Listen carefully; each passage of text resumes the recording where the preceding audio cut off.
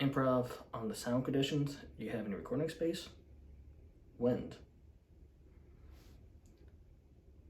I've always wondered what air particles think about when they're getting pushed around. Because in normal existence, they're for the most part stagnant, or at least, they're only moving relative to the temperature. But then all of a sudden, weather conditions like this kick up and they get moved on around. And I can't imagine the terribly rare thing in my experience with weather phenomenon. But I do wonder if those air particles, in their own understanding of their place, are disturbed when they get moved. Because I'd imagine, like most sentient things,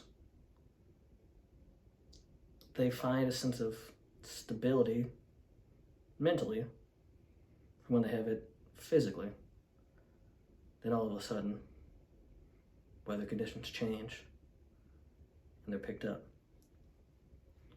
But then I wonder, when I think about air particles, if that's just the way things are. That most days it's stagnant, at least here in Oregon. Then all of a sudden the storm comes. I just kind of move with it. Because even though they have physical resistance as particles with mass, they don't have a lot of volition on their own. I think most people would argue zero volition of their own. So I wonder, as I personify them, if they just don't really care about the changing winds and where they're taken. I like to imagine, when I sit and think and just let sound kind of come over me, that if when particles could think, they could think of a dude like me alone in a room speaking to a camera, that they like that someone thinks about them, that they like that they can be somehow a part of something creative or artistic.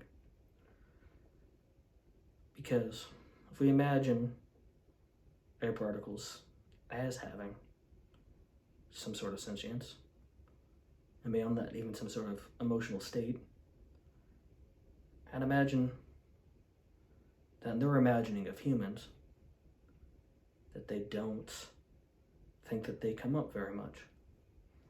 And I hope that when they look down or up or wherever they are relative to this here Oregonian, that they like that I can stand alone and listen to them.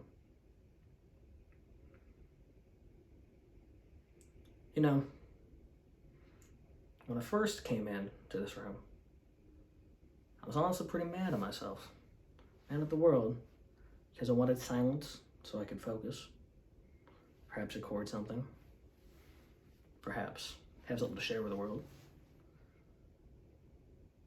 But now that I'm actually standing here, really thinking about it,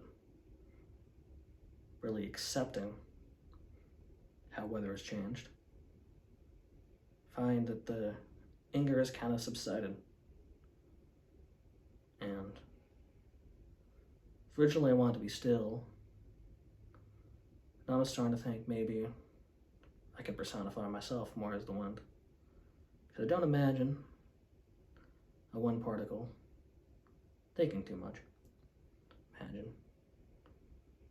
that one could conditions change, pressures rise, pressures lower.